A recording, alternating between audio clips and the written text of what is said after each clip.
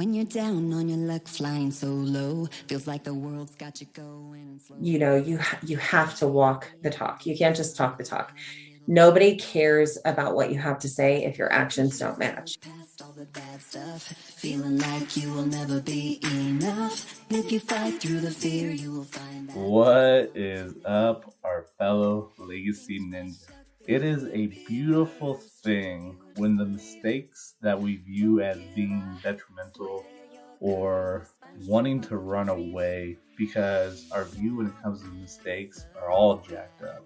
But when we can look at the mistakes that have taken place in our life and find those opportunities for growth and learning and progression, what that does for you as an individual. So for yourself, take the time and do a deep dive and find those mistakes, we got that in air quotes, that you believe were mistakes and you tried to run away from it. Go and find out how you have grown from that, what you've learned, and what can you do, bringing forth those lessons to share with others. So on this episode, we have the pleasure of having Jen Crosby on with us as our guest, a strong mentor, somebody that Patrick has learned a lot from and has a big heart and a drive really to focus on building relationships. So within the episode, Jen talks about the mistakes that took place, how she looks at them as beautiful disasters, and what came out of that. And so it is just a change of perspective that Jen shares to make that pivot that you need to get to that next level. In the episode, we had the discussion of showing up authentic and being present, embracing growth and learning, and getting away from being a know-it-all and being a student of life, going out there and continuing to grow and learn and improve what you can do as an individual, bring forward to others to impact the lives of others. We want to give a shout out because the music for the episode was given to us by a great friend of ours, a local musician here in Colorado Springs, Jenny Vinatieri Mole, who is part of Cosmic, which is Colorado Springs Music Industry Coalition. So if you really love the song, the link for the YouTube channel for that video will be there. Go check it out. Other than that, as a friend of ours, as a legacy ninja, do the deep dive and see and look at your mistakes in a different light and see what's there for you to grow and learn from and progress and bring that forward to go impact the lives of others. Other than that, enjoy the episode. We'll catch you later. Bring on the rain. Hey guys, welcome to another episode of Legacy Digging with Two Native Sons. I'm Patrick, and I have my other half here, Scott. And today we have a very special guest, Jen Crosby. Hi. And I'm excited about this one. I've been privy to know Jen for a little while now, and hearing the story, when we talk about legacy, kind of where people have come from, where they're going, what they're actively doing to live that, man, your story definitely resonates. And I think a lot of people who will hear this will also kind of realize that, kind of like myself, when you go through something, you don't realize maybe what you're building. I know that I've been able to use you as a mentor and kind of follow a lot of the stuff, and reach out to you. So I'm really excited about this. And so I just want to dive right in just to make good use of time. And so tell us a little bit about what you currently do, but also let's go kind of to the backstory as to how you got there. So I currently am a real estate agent, employing broker and broker owner now of Springs Home Finders, which I just started this year during COVID and a pandemic and suffering from COVID-19. I am a real estate agent, but also now own a company that has real estate agents with me. So totally different spin this year, that nothing that I was anticipating, totally different. I'm learning, I'm growing again at my age. So mainly we focus on residential sales, helping buyers, sellers, investors, realize their real estate dreams. So that is what we do. How I got here truly was by accident. I had been raised and grew up in Utah in a teeny tiny town called Stansbury Park, Utah, with my family, and I relocated here to do some landscaping with a landscaping company. And I chose to live in Woodland Park on a map because I thought it was between Denver and Colorado Springs. And turns out it was not. So when I got here, I realized that I couldn't make that commute with 2 little kids. I decided to look for other work. During that time, I worked for a media agency in town and just wasn't making enough money to make ends meet here in Colorado. So picked up some part-time jobs, one of which was at Caldwell Banker in Woodland Park, and did like showing service, night service, answering calls. And really, that's kind of how I stumbled into real estate. I had 2 little kids, was going through my 3rd divorce, and was really just looking for another job. And when I saw, the income that potentially could be made, and the people that were doing it up there were older, I thought, well, I should give this a try because I don't have really anything else to do. I always was really fairly good at sales, like party light candles, things like that. Always did very well at that. So I thought, okay, well, if I'm going to sell something, should I sell cars? Should I sell houses? Should I sell jets? Ultimately, when I was looking at that, I thought I should sell jets because it's the largest paycheck. Turns out you have to have quite a bit of money to be able to entertain that clientele to even get to that category. And then you only have to sell 1 a year. But I knew nothing about jets. Quite frankly, I knew nothing about houses, but I did know about landscaping. So, that's how I kind of started into my path with real estate. So I was working 3 jobs at that time and picked up some school at night and started studying for my real estate exam. Tried to get the day off at Caldwell Banker to take my test. They said no, so I quit, took my test, and thank God I passed with like an 81 or 2%, barely above what I needed. And here I am, like loving my job. So how long have you been a realtor now? 19 years. So from 2002. Yeah. For those, what we call them, our legacy ninjas is the name of our audience. Oh, yeah. So for those of you legacy ninjas who are listening, oftentimes the mark for most realtors is kind of the 2-year mark. It was like 70 to 80% fizzle out or don't make it, because it's really an 80-20 business. 20% of the agents doing about 80% of the work.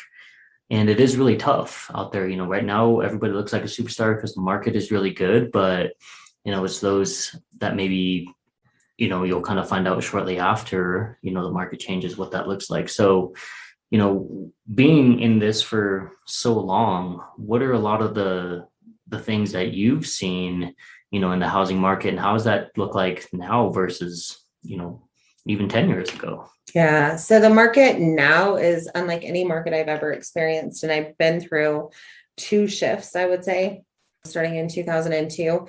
There was one in 2004, 2005, and then again in 2009-ish. Now it's the longest uphill that we've had and the highest amount of increase in equity that we've had. So normally we were always like 4.7% increase per year. And now, it can be 10% per month in some cases. So we always looked at other areas like Denver, California, Las Vegas, like, oh, wow, that's crazy. And they'd have these huge dips.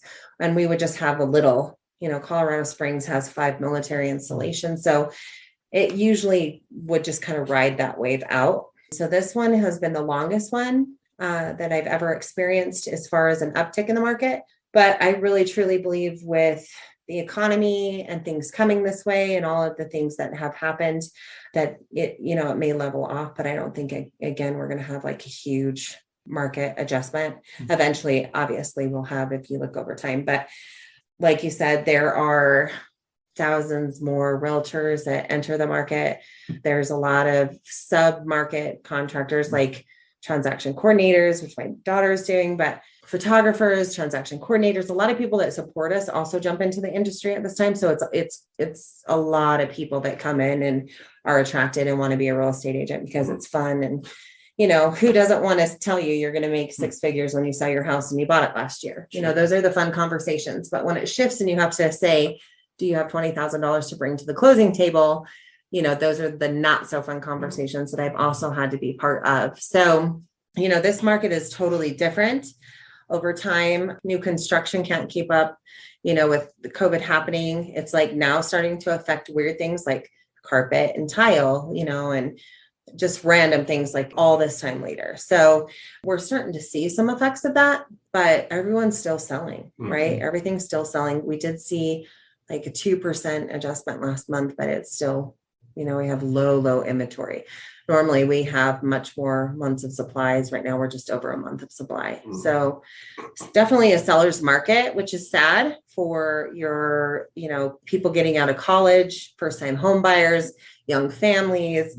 I always kind of loved Colorado Springs because it was a place that young families could afford to purchase a home and raise a family, and they didn't have to have 5 roommates and things like you saw in California. Right. But even now, my daughter just looking at purchasing her first property, it's like 280,000 for a condo, 900 square feet to be in a decent part of town. So it's different than anything that I'm used to. The market's good. A lot of people, the main thing that people say is like, what do you do for a living? And I say, I do real estate. And they're like, oh, it must be so great for you. And I'm like, actually, no, I don't really enjoy all of this. I want there to be affordable housing for families and stuff like that. So, but people find Colorado Springs a beautiful, a place to live. It's very desirable. It'll be interesting to see if it was like one of the top places for younger people out of college to come. I don't know if that will continue that way just because of affordability, so. Feeling like you will never be enough if you fight through the fear. Well, I think it's interesting just hearing the start of the conversation. You had talked about continuing to grow, continuing to learn. And I think that's a powerful piece that as the Legacy Ninjas listening to this, I think that's a huge aspect that a lot of people have to tap into. And so as much as you've done, how much has that growth played into it? And then as you're continuing to progress, what does that mindset do for you as you progress to the next level of whatever you're trying to accomplish? Yeah. So I think having a mindset of always, I've always just felt like I don't know everything. When people come to me for things, I obviously have some experience with situations, so I can give some advice, but with a real estate industry constantly changing, you have to be willing to grow, like any industry, actually, I think. So, over time, the people that I looked up to were always the people that honestly felt like they didn't really know anything, right? They were always just learning. And so I've just kind of kept that attitude. And I think it's given me a lot more opportunity, because talking to anybody in any industry, you don't want to talk to a know-it-all, right? Because how you can't possibly understand or know anything, especially in a market that's changing so frequently, with lending, with insurance, with home ownership, everything's changing. So I just feel like, I have several more days than maybe the realtor that just got licensed yesterday, but we're navigating through a different market every single day. So I think it just makes me more willing to learn, more willing to know that there's so much more that I can do, and again, finding myself in this role, like, I literally tell people I woke up and I'm like, what did I do? Because it's a whole different ball. Like I never would have said at my age, I would have decided to, become an employing broker and started a brand new company in the middle of a pandemic. That's kind of crazy, but right. I did. And honestly, I didn't even mean to. It was just all my greatest successes are my, are beautiful mistakes. I just find myself in them, and then I'm like, okay, here we are, and I will freely admit, like, I don't know the answer. I'll go figure that out, and I'll go ask somebody that does. And I've just kind of kept that mentality. And Bob Ross calls them happy accidents. Yes. Well, I think it's a powerful thing with that one too, because I went through a course about 2 weeks ago, and it was Pete Vargas that was running it, so helping people create their own stages.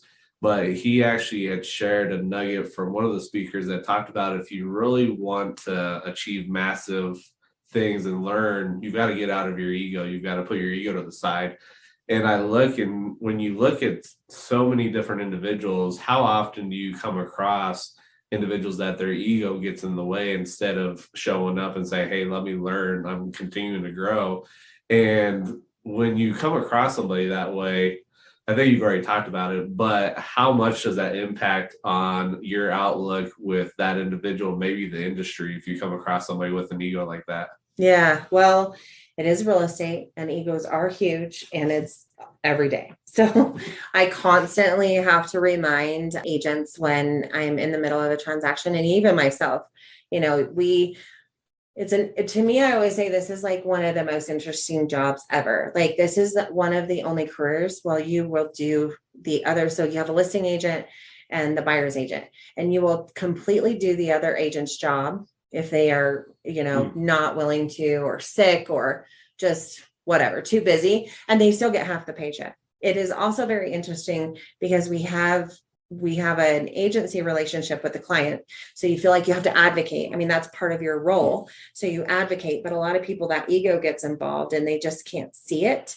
And so they like advocate so hard, like they don't even ask the client like on inspection items or it's minor things. It's interesting how much the agent is like, well, I don't want to talk to the client. And I'm like, well, it's their house. So we just remove your ego. You ask them, and half the time they're like, yeah, sure. Like they're not even, invested as much as this person is fighting for some weird war against the other one. And you see egos all the time in real estate. Unfortunately, it is a part in a lot of industries. It's not just real estate, but between two people. So I learned early on in 2002 when I got licensed, I was a young female in the industry. It was not very popular. I did not put my picture on my business card because I would have lost business because of that. And to see it transition, it's not so much like that anymore, but that ego that you talk about, like just removing it, you just see it. And sometimes you can't, like you still have to deal with it though. So even if I run into somebody on a transaction, I still have to finish the transaction. I just learn how to kind of operate around it and they get through to the finish line, and just hope that they had a good experience too. It's just it is crazy. And like you said, like you've got to remove that piece. And that's probably a word that you hear in this office a lot with my agents is remove your ego. Yeah. And I love that your actions back that up. I don't know if I've come across, and obviously, that I work with many, but I don't know if I've ever come across anybody with some of the same tactics that you implore. I think was a hashtag maybe for a while, but it said sell experiences, not things, right? And that's huge for business owners. So tell us a little bit about how this concept and that hashtag came for you and your team. So early on, again, I was new to Colorado when I got in the industry, and I could see early on like transactional based business, which I have nothing bad to say because it exists and it's there. Your top producers are usually in that category, and relationship based business and cold calling and buying leads and all of these things that you have to do to get that kind of transaction to be able to afford. You have to sell so many more properties, close so many more transactions. I just learned early on, like, this is a relationship base. This is what I'm comfortable in. And having to make those calls and do those to earn business, but then having those relationships starting to refer me.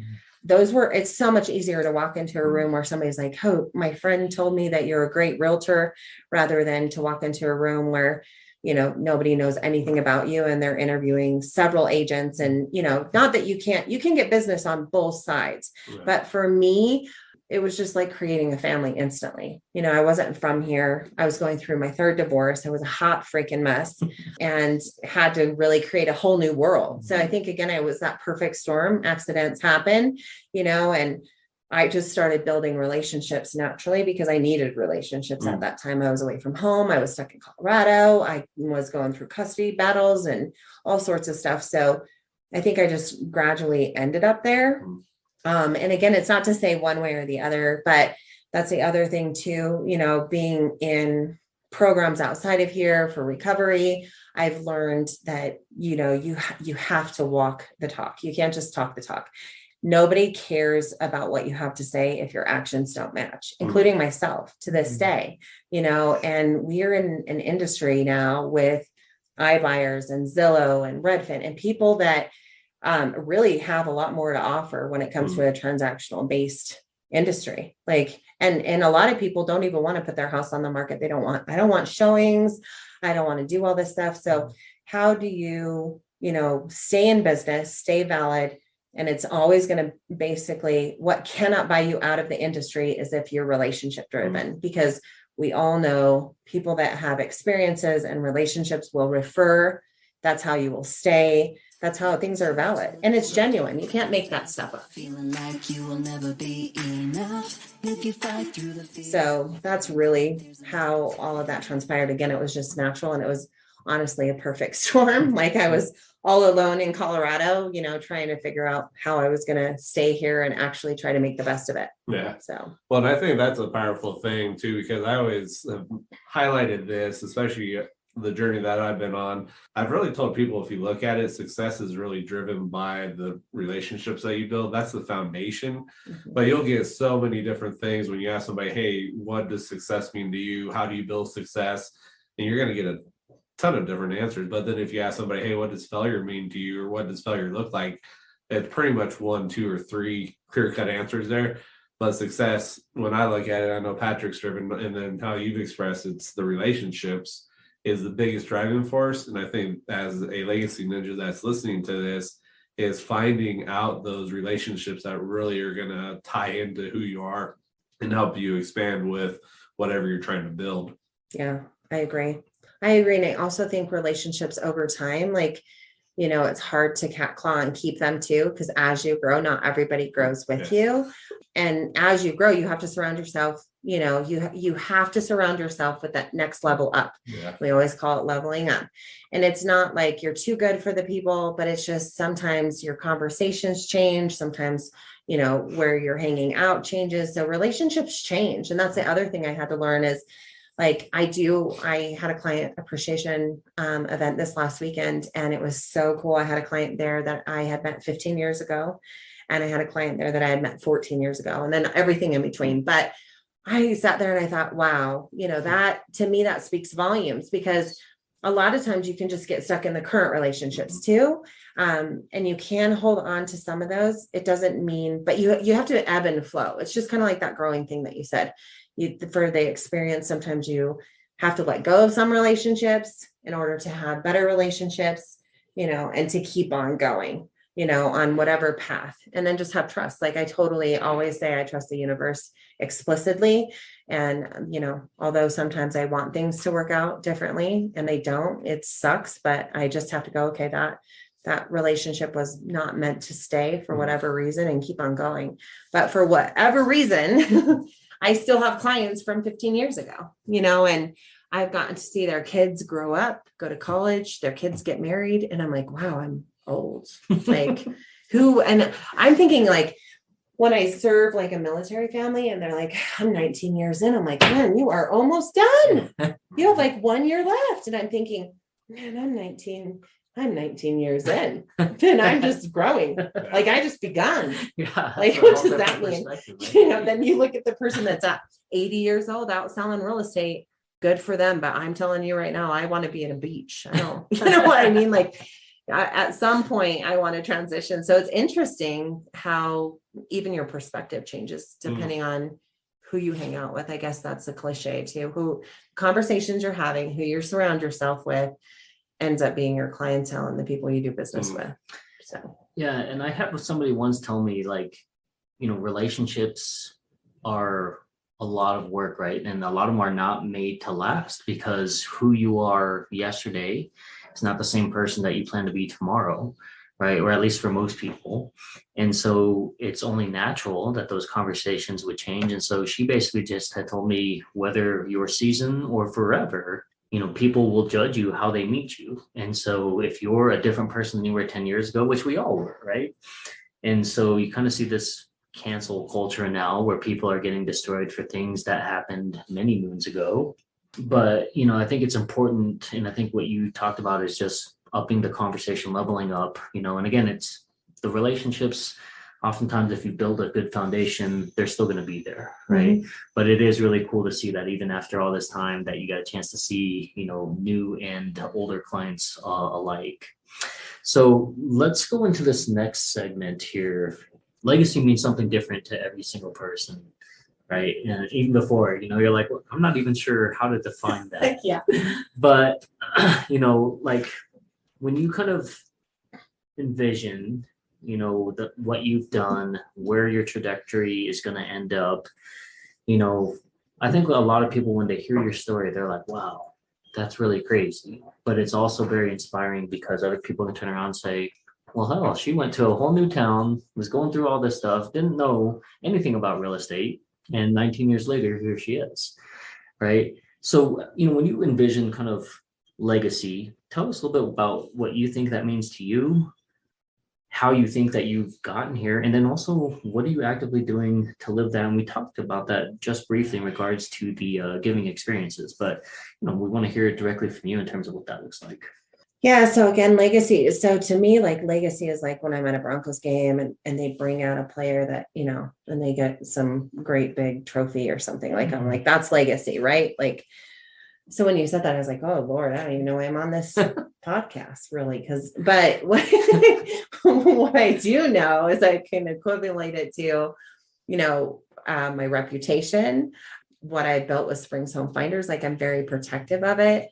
And even just ensuring that the people I surround myself with are relationship driven. And so, and again, I'm not talking bad about anybody that is not, but when people want to join the brokerage, I have to ask, like, how do you do business? Is this how you see yourself doing business? Because I'm very protective about anybody that I do business with or people that I refer out, such as yourself, right? You are a reason why, I'm very loyal. I've had like 3 lenders in my whole career. I've had 2 insurance agents. Like I'm very loyal. And if I don't believe that you're honestly going to walk the talk and really care about the relationship, then I don't really want to do business with you. So it's interesting because I'm watching Zayla grow up. She was like, I don't want anything to do with real estate. I'm going to go do my thing over here. And now she's here full time and getting ready to leave as my assistant and start her own business in real estate, which is super cool to watch her success and to see like her like fight about, well, I don't just want the business because it's my mom. Like and I don't want her to just be handed the business, and people in this building will tell you she has no slack. She probably is worse because she's my daughter. Like she, it's worse for her because I have higher expectations. But so I guess that would be a legacy, like people know if I tell you something, I'm telling you the truth. It might not always have the best approach. It might hurt your feelings because I don't have a lot of padding or couth, as my mom said when I was growing up. I just deliver it like it is, like the truth. So I'm really offended when I catch people in little lies. And it's always the like white lies, because they don't want to tell you the truth. But I'm like, I don't care how bad it is. You have to just tell me so I can deal with it. Cause then I can go right into solution. Like we all make mistakes, but it's owning that. So I guess that's how I see it now. And I'm just grateful from where I come from, like, a recovering drug addict, alcoholic. Like if I would have built my business back then, well, first of all, I couldn't because none of us could afford houses, nor was that a priority. And then as I came up, and having conversations with people about random stuff, like, do you think they did drugs in here? And I'm like, well, no, but did you know what I did? And I'm showing you this, and like listening to people like judge people who I used to be and not being comfortable. And now, I share my story freely in recovery and therapy and trauma, all those things, just because I know it could give somebody hope. So I think mainly that's why a lot of people are like attracted to the company or to me, because they know that I'm real and I'm raw and I'm vulnerable and I don't really have any bullshit factor. But then at the same time, people are scared of me because I don't have any fluff factor. So we were having a team meeting the other day and one of my agents said, I never want to have to talk to you. Like, I don't want to get called into your office. Feeling like you will never be enough if you fight through the fear. And I was like, okay, I won't. We'll just have Chanel do it, because she's nicer. And then I thought, wait a minute, that hurts my feelings, because then should you be here if you're that scared of me? Because I'm not scary, Right. But I understand why some people are, I'm not everyone's cup of tea for certain, because I'm not going to be like, I don't sandwich. That's what HR always told me I had to do. Start with a compliment, end with a compliment, put the ucky stuff in between. I'm like, I don't have time for that. I'm just going to get to it. And I tried it a couple of times, like, man, you're so good. Like, it just doesn't, because it's fake, right? To me, it's like, if we're going to have a nice meeting about all of the good things they're doing, that's what we'll talk about. But if we have an issue, we're going to talk about the issue. Right. So I think, legacy like could mean anything. Like you said, I certainly don't see myself as like a legacy person, but I honestly don't feel like I've been doing this for 19 years. I feel like I've been doing it for like a couple of years, still learning. Like every day is a new day. Like, and throughout the changes and stuff with the career, you never know what is going to happen. So I don't ever feel like I'm like a long-term career type. I used to say for the first 10 years, like when I grow up and I get a real job, and then I was like, wait a minute, I think I make real money. So is this a real job? Because I don't feel like I'm working, Sure. showing houses. Like now I do owning a brokerage. I work, I'm going to tell you, but it's not with clients. When I'm out with clients, driving a car, showing houses, we're laughing, we're having fun. And then I do all the negotiation between it. It doesn't really get bad. You know what I mean? But owning a brokerage and, finding out things and having to have tough conversations. Now I feel like you're 19, I'm working and my skin and my hair's gray. And I feel like in the last year, it's been like 18. So, I guess it all just depends on how you look at it. Managing people for sure. But I think that is a cool legacy, is that you don't feel like that you're building one, right? But when I look at social media and I see the stuff that you do and the response, right? When I go to your appreciation events and I see that people show up and they just love you. And it's not because of the event. They genuinely just care for you and they just want to be around you. So that being around you, and if they have to come to an appreciation event, they got to schedule, time away from their families, it's like, I think I heard somebody say, oh, my family couldn't make it, but I wasn't going to miss this. Yeah. And so when you hear things like that, I mean, like, that's awesome. And I think that it's really cool that you don't even realize the impact that you're having on people. What about you, man? What do you have to say in regards to that when you hear that? I think the biggest thing that really sticks out is by you being authentic and just being yourself and the vulnerability piece, how that scares some people because of how society has been and how we try to show up as our authentic self, but then kind of get batted back and you can't do it. And so by being around somebody that's showing up that way and it's not the normal piece, they can freak out because it's going against the grain of what their brain has seen and developed with the pathway.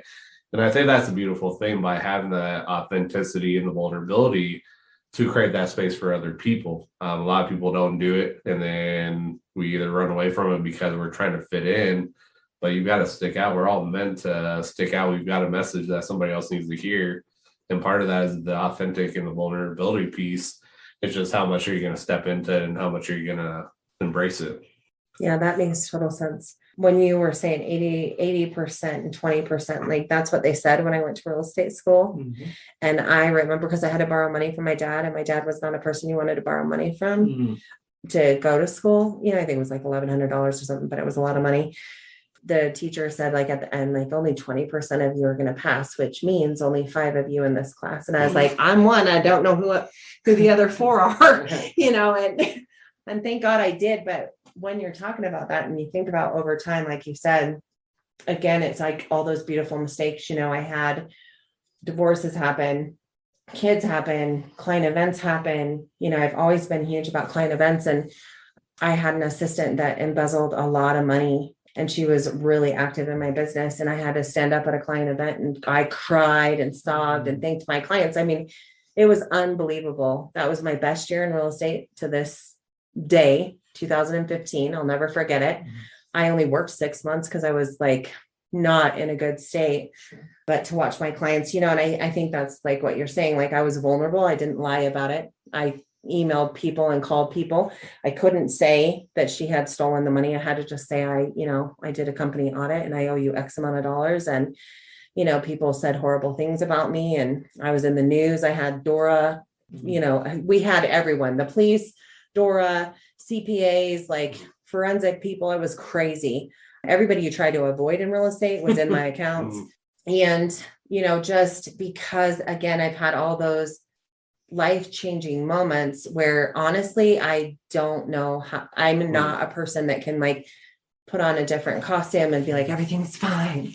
Like, so they've gotten to see everything fall apart and me being a mess when Dylan decides like, I'm going to join the army. And I'm like, no, you're not. Like, I'll do anything. Like, I'll buy you a gym. I'll buy you a girl. What do we need? And my clients like hold me through that because I've been a single mom with him my whole life, never shared him with his dad. And then he's gone and I can't even talk to him. And every time like the news came on or I sit at a movie, I just start sobbing, and I think I've never known how to be fake, which is interesting because I wasn't raised that way. So I don't know how people become vulnerable, like you said. And I think that is like why people are attracted to it because they can't. But I don't think ever since I was little, I think I would, my parents you'd get dressed up, somebody would die, and you'd go to the funeral and I'd be like, this is devastating. And people would be like, oh, everything's fine, but I don't think I ever learned that, thankfully, and then going to therapy and ripping my guts out. And most of us have to unravel those layers that we put on for a number of years, right? Yeah. Which is awesome. So if you guys are listening to this story, I think Jen's message has always been that, if she can do it, you can do it. And now, having been in this industry, I'm sure you've had plenty of people reach out, plenty of people try to mimic a lot of the stuff that you do. I know for me, when it's not authentic, it's always hard to watch people go through that. But what is some of the advice maybe for some of these newer realtors or people who are thinking about getting in the industry that you can provide directly to them? So my main advice is always to create a database right away. Like I have new agents that come in here and they tell me like, I don't have anyone. And coming from that space where I truly didn't know anyone, I'm like, you do. Look at you. And I always grab their phone and I'm like, how many contacts do you have? That's how many people you can put in your database. So talk about it, make sure there's a fine line between, you don't want your entire page to just be whatever business you're in. You want to have some personal stuff, but if it's not, again, real, raw and vulnerable, then you can skip that too.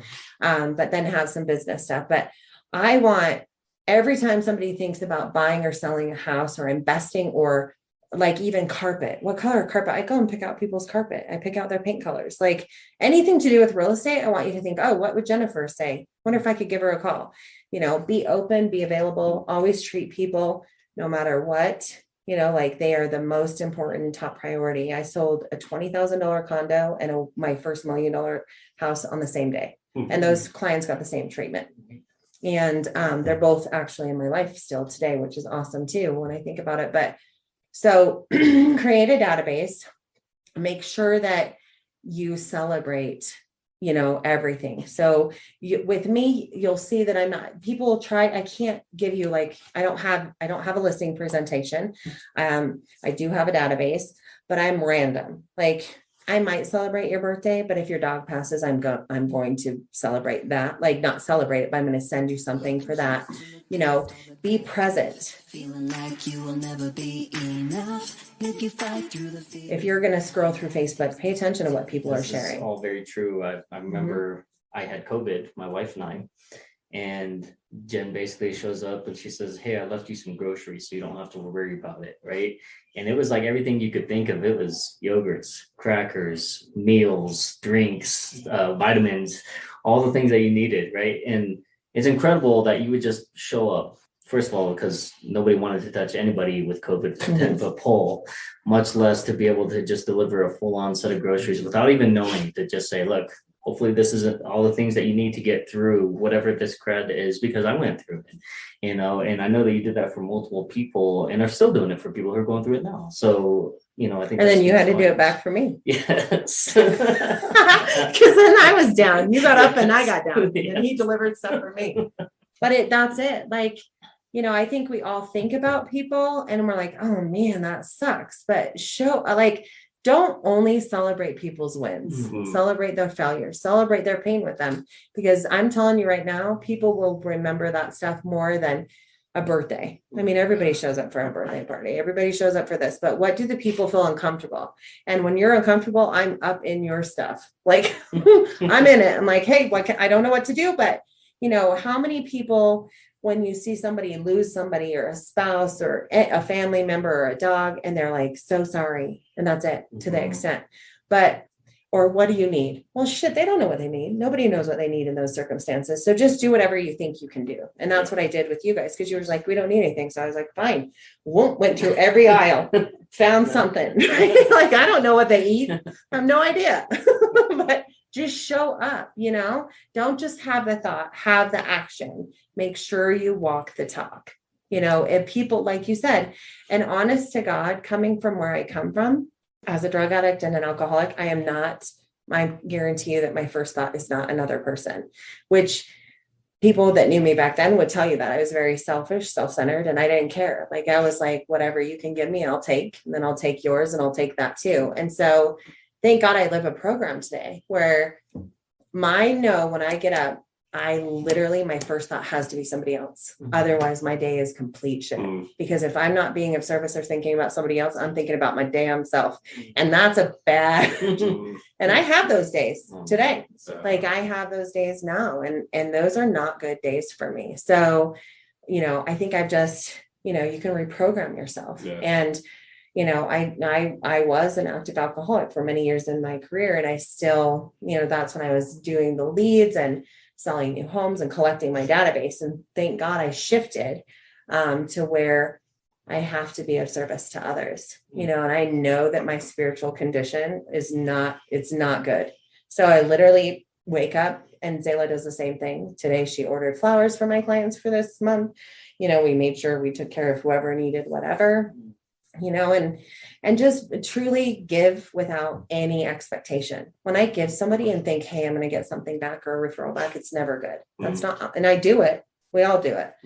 Like, I paid to board this lady's dog.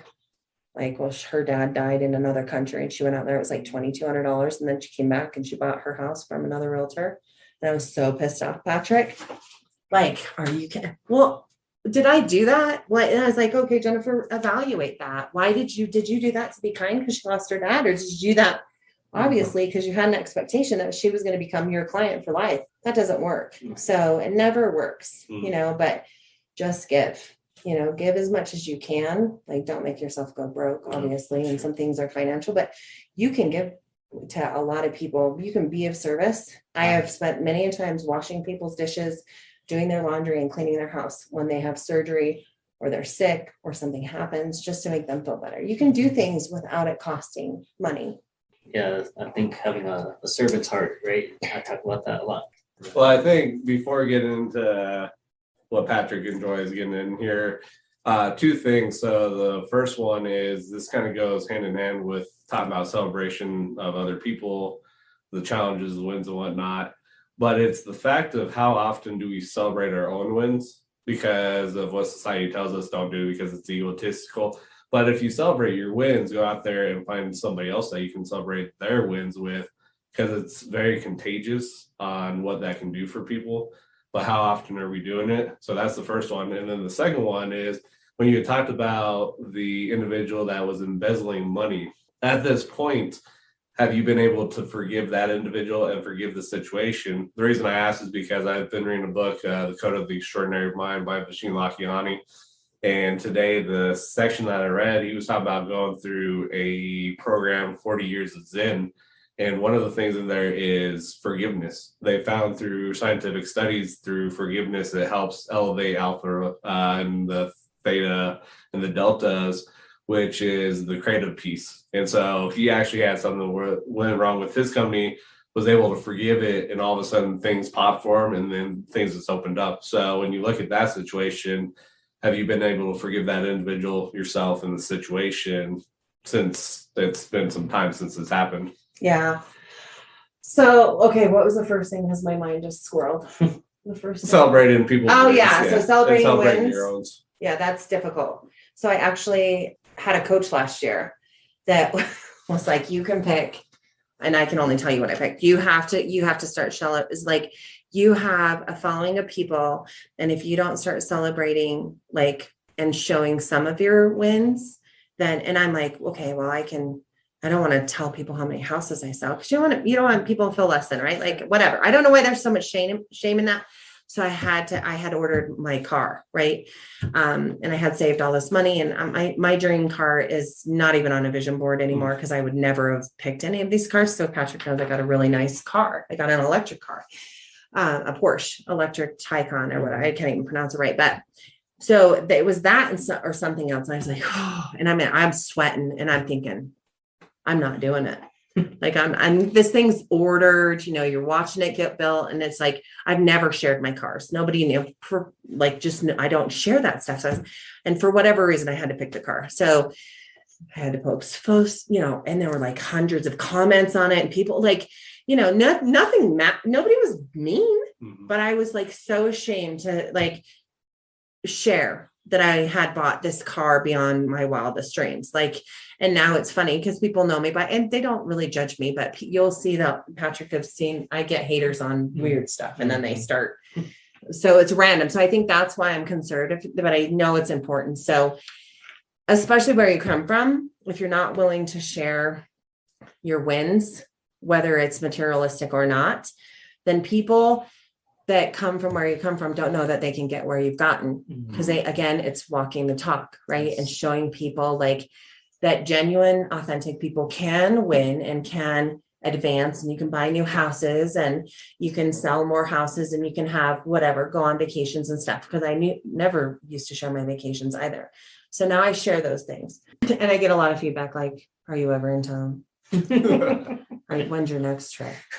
I'm like, okay, whatever. I have a coach that tells me I have to tell you these things. So it's really easy to see. So you do get haters from that. It's really, but it's, it's a sorting process. Makes it much easier. So share your wins, figure out which line they're in. Sometimes they waver. Right. They skip. Well, and what's nice is that you create that culture, right? Because I've been privy to be in your team meeting, and first thing you say is, let's go through and share our wins, right? And that's that culture that you bring, of showing that's that authenticity piece as well.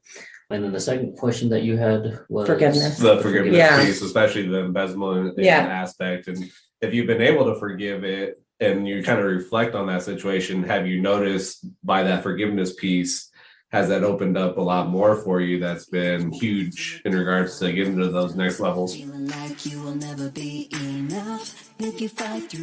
So for me, that forgive, yes, to an extent, but not completely. I would lie if I told you that I haven't completely. I still have because she was so close to me, right? And she was at my wedding. She stood next to me at my wedding while she was embezzling funds. And her family all was involved, and it was really deep. So I think instantly I forgave her. And I think that's why my business blossomed, but I still have some resentment there. So even in my program, I have to work on that kind of stuff. I know she's in Hawaii. I know she's married. I know she has a baby. I know more stuff about her than I should, right? If I could tell you I completely forgave her, I would be done. I wouldn't know where she was. I wouldn't know these things, and she had 5 years to pay me, or she was going to keep a felony. She hasn't. She's on probation. And I follow up once a year with a probation officer, just checking in. Because the judicial system too, to learn about that during that time was hard. I think it's a process because it was so deep rooted, but I am actually, here's the funny thing. Because again, I'm by nature, I'm selfish, self-centered, right? These things. So what I have learned in recovery is that forgiveness actually benefits me. So I know, if I hate you and I'm mad at you, the sooner I get over that, the better I'm going to be. So I think I do that. I really work on it really hard because I know it's going to help me. It's not really because I really want to forgive anyone, but it's I don't want to be stuck there. So I just want to move forward and let it go. And then, it's super cliche again, but I know it's you can forgive somebody, you just don't really forget it. And I'm that person, if you decide to unfriend me on Facebook, don't send me another request.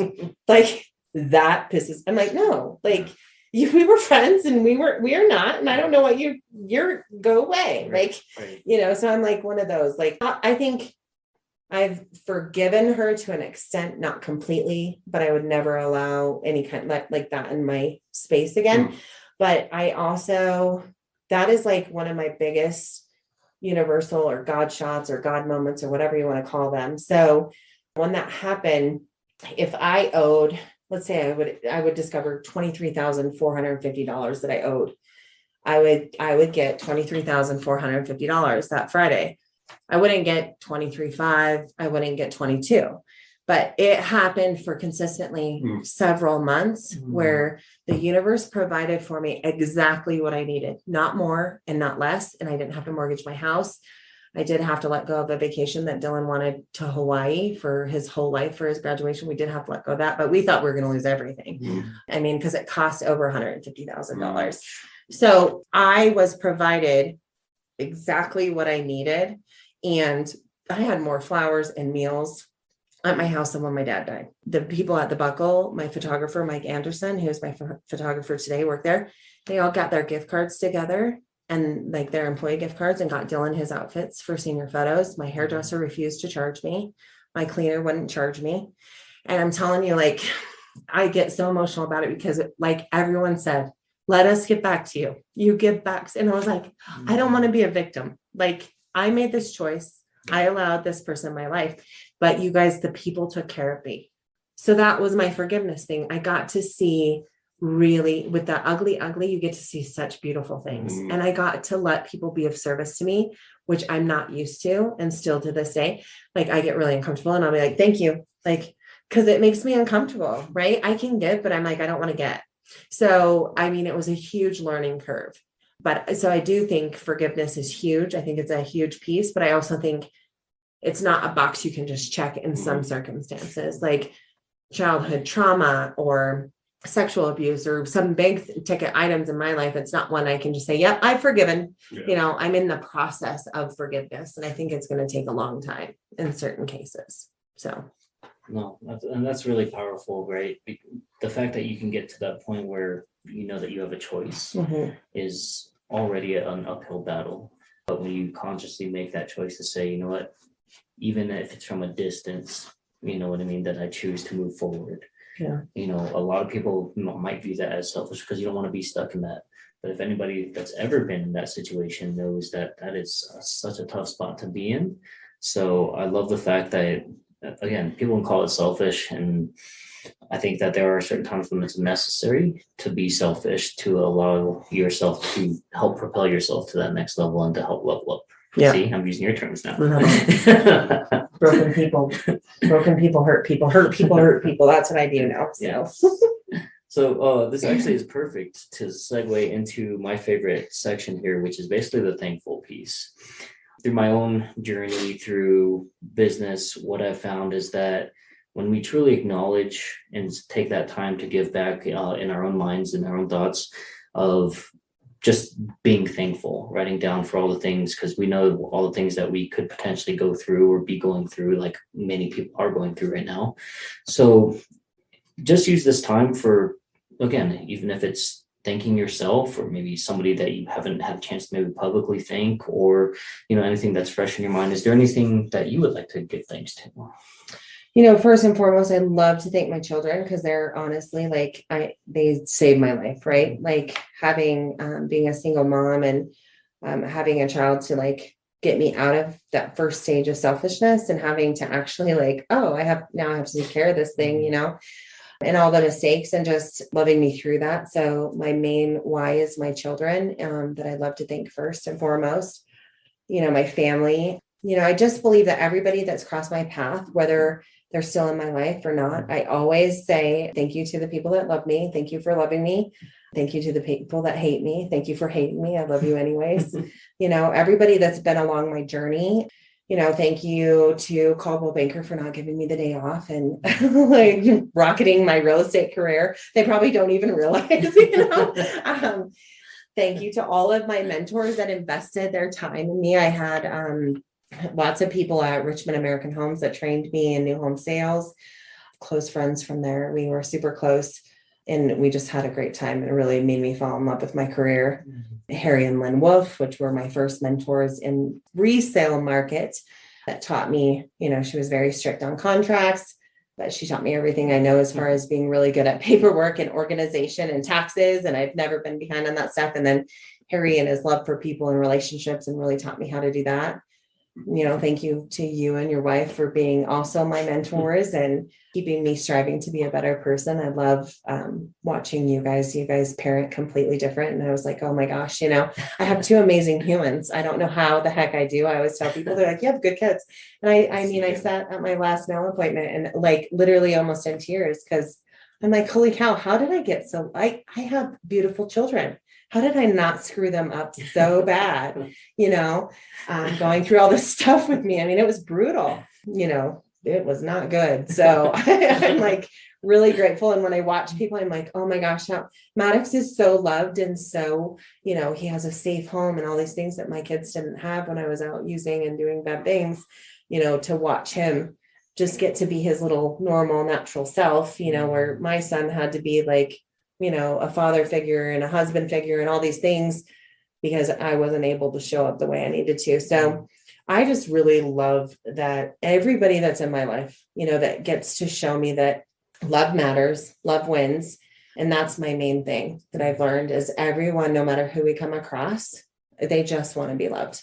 None of the materialistic stuff matters. None of the business stuff matters. But if you truly can open your heart and let yourself be loved and loved in return, like it's so beautiful. Life is like, so like, I literally live like this unbelievable life that I couldn't even put on a vision board. Like, I don't even have vision boards anymore. Cause I'm like, oh my God, like this stuff, when I just booked a trip to Africa, like, whoa, like, that wasn't on my vision board. I just wanted to go to Mexico, maybe to like, I don't even know, I didn't have these Belize, like I'm in love with those people there. Like, unbelievable. I really want to thank all of the agents who have put their faith in me and their trust in me, who are teaching me today, property mommies, Kim Bourgeois, Chanel, my ride or die. She's always next to my side, my daughter for taking the leap of faith, Sarah McKinney, who secretly stalked me for years and seriously knows more about me than most people. But it's funny because I was doing a personality test and I handed it to her and I said, you want to do it for me? And she was like, yeah, and she's like, oh, I wouldn't have. So we were answering. She's like, I wouldn't have answered that way. And I was like, see, you only know what I post on Facebook. So you find out, where people follow you from, but, really just everybody, especially the universe for taking care of me and, me for allowing myself to let other people love me until I could love myself. Really. Feeling like you will never be enough if you fight through the fear. So, no, I love it. It's huge. And I think that's just for people to take the time, actually, the power of gratitude. And that goes hand in hand with forgiveness. So it's the power couple there that helps you get to wherever you're trying to go. It's really tapping into it and whatnot. So appreciate the insight and sharing there. So yeah. Now get into some pod decks. So the first one here, I think we've touched on this a little bit, but it wasn't like specifically asked. This one here is why are you doing what you're currently doing? So at this point in my life, why I'm doing what I'm currently doing is really because I don't have another option. No, just kidding. I don't have a college degree. I am doing real estate simply because I love it now. It's become like, I can't see myself doing anything else other than being a florist because I like flowers. So I always joke about that. Like if I retire, that's probably what I'll do. But honestly, because this is where my path led me, all those beautiful mistakes have led me here. And this is what I truly believe that I'm aligned to do. So for me, I think that when I look back on starting this entrepreneurial journey, I never envisioned any of this, right? Like you said, kind of stumbled into it, accident, because I was supposed to, I don't know. But every day, I remember, 2 years ago, I was praying every single day, right? Where am I going to get a lead? Where am I going to get an opportunity? My goal was 12 to 15 policies a month. I've done 200 quotes in the last month and a half. Right. And when you think about the organic build, right, from strictly Facebook, really, trying some of these other platforms and then trying other people's methods. But when you think about that spent $260 learning the Facebook algorithm, and these multi-billion-dollar companies are spending hundreds of millions of dollars on advertising, and I'm showing up right next to them. So I really feel like that this really proved to me that I could do that. And, so as I, again, master this craft and master this, it's also preparing me to be able to showcase to my son what that next level looks like, and that you can come from all kinds of backgrounds, right? It doesn't matter where you've been through. Again, you know a lot about my story, and so to go from suicidal depression, somebody who has felt on purpose, to people are like, man, we should connect. Here, you're the guy to go to. You're the business guy. You're, and all these things. And I'm like, I don't know when that happened. I still wake up and I'm like, I need 12 to 15 leads, every single month, and it doesn't feel like that I've done 200 quotes. It doesn't feel like that I've sold, $1.5 million in this short amount of time. It still feels like that I just need to get up and do that 12 to 15 leads every single month. I look at it, my whole journey is all over the place. So people know that I've done multiple different things, but I think at the point in time where I'm at now, being able to work with Patrick and the servicing agents piece for the insurance, it's really unique because I've had people that have called in and we've had a conversation. I was able to get one of our clients connected with Patrick because she had some hard times going on, but it was just having a conversation, and it was just unique how things open up. But it's also the fact of being present and giving space to others. There's a coaching group that we're part of. Carlo was on a couple episodes ago, and there's a member in there, Liz, that I was sharing kind of what I do and my focus within the coaching practice, along with the two native sons. And she's like, yeah, I'd love to see if my dad would be open to talking to you. And it's just one of those things of just expressing and people opening up. And you just never know, but ultimately you just have to show up and kind of be there and give space to people. But how often does individuals do that for others? So it's, for me, it's just creating space and letting people be their true authentic self. Beautiful. So this comes from the How Dare You deck. Have you ever stolen something I think they forgot them here, from a store? Man, God, I've had to. Here's what I'm known for, and I'm not able to do that anymore in recovery because I have a sponsor that says no. It's not really a store, but I was known for stealing baby Jesus from like churches and people's yards. And so if you come to my house at Christmas, and I only like the baby, I don't want the rest of the family.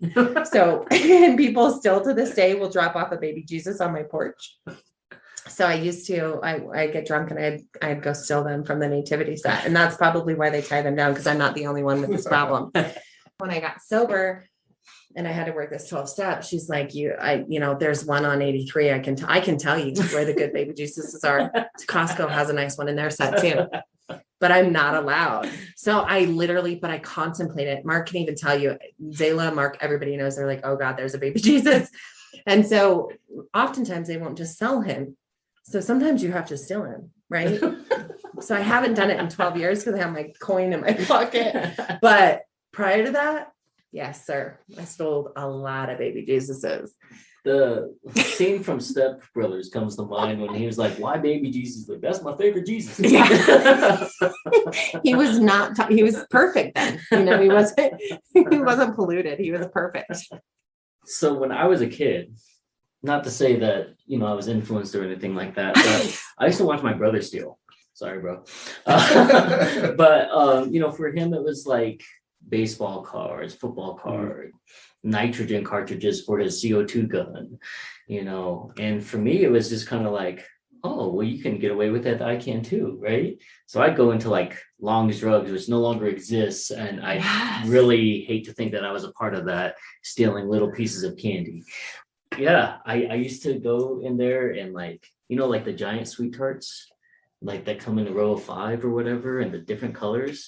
Every time I get one now, the lemonade one especially, for whatever reason, I remember watching my friend get caught while I had that, and I popped one in my mouth while I'm watching him get caught. Taste aversion. Yeah, but you know what? It was crazy because we were in 6th or 7th grade at this point in time. He never ratted. He didn't say anything. He took the whole thing. And I had to go over there. My dad was like, well, you should go over there and talk to him as his friend. And I couldn't look him in the eye because he didn't say anything about me. He didn't say that I was there. He's just like, yeah. He's like, I know I shouldn't do that. And I remember like my dad's like, oh, say some words to him. And I was just like, hey man, is everything okay? But I remember specifically like that was the last time because I was so close and he didn't rat me out. So shout out to Matt for for keeping it. He's solid. Yeah. I don't think I ever stole from a store, but I had friends growing up with, and we would go play different games for money.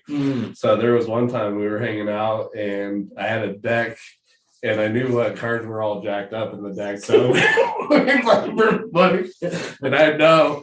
And so I ended up taking quite a bit of money from him. But he's like, oh, I accidentally distributed this card and then misdeal. yeah, so it's one of those things. It was not stolen from a store, but it was stolen from a friend. So, you know, and I will add to this too. I employ a dad tax on everything for my kids. So fruit snacks, first sip of the drinks, chicken nuggets, you know, you have to pay the dad tax. I got to teach him early, right? So, I mean, I'm not stealing from a store, but I am taking from my kid, but he has to learn. I mean, we all got to pay taxes. That's smart. good way to teach taxes at an early age. Yeah. Through the fear, you will find that there's an opportunity. Things might suck, but could be worse. So the last one we have is you get one text, no more than 160 characters, that gets sent to everyone's phone. What does it say? Everyone's phone. Mhm. How many is 160 characters? Can we decide that? I don't know. Man, I don't think it's enough. I don't know that either. for a fact, Everyone's especially when it's phone. going to the world. I think I just put you are loved. Call me for insurance. No, I'm just kidding. That's great marketing. No, It is. I think that I would basically send something similar. Probably dare to love yourself. We already know what it's for me. Let's go. To the point. Simple. That is his tagline. Nice. Everything is let's go. And it's what's crazy is that it's so simple, but it's so effective, and it shows up in so many different ways. Even one day, Sharon was singing the song, right? And it was in there. And I was like, oh, so you're running the Scott now. And she was like, oh my gosh. She goes, it's everywhere. I can't get away from it now because everywhere we go, we hear it and see, let's go. So we got it on our t-shirts now, all kinds of stuff. Nice. So, I love that. It's very motivational. yeah. Yeah. It's like, okay, where are we going? Yeah. That's what people Doesn't always even ask, matter. Yeah. Where are we going? I don't know. You got to make that decision. That's for yourself. But Scott is also known as the yes man. Basically, anywhere we go, you know, you can ask him and he will not say no, which is, I don't know, for me, that's a scary thing, right? But for him, he's like, oh, I was like, what if you die? He's like, well, then I die. So That's cool. yeah, it's a good, so pair that up with the let's So if go. I ever need money, I should call you.